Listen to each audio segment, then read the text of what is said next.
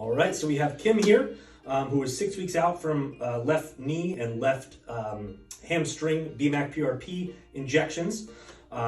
Today she said that she was 75% better at the left knee, 100%-ish better at the left thigh.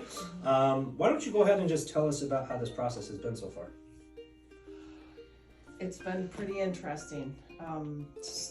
Working with having the PRP done first and then doing the physical therapy and the red laser. I was kind of just watching it all kind of piece itself together, especially with the, what do you call it? I'm calling it the hamstring. You're calling it the left thigh, which was a nemesis for me. Anytime I did anything, it would like spasm. It's not doing that now, so I can honestly say this, it's been incredible. The physical therapy piece, huge. Or I'm calling it physical therapy. V-Fit. V-Fit. I'm sorry, V-Fit. It's very, very helpful. I think I've gotten so far out of it what I was hopeful to get.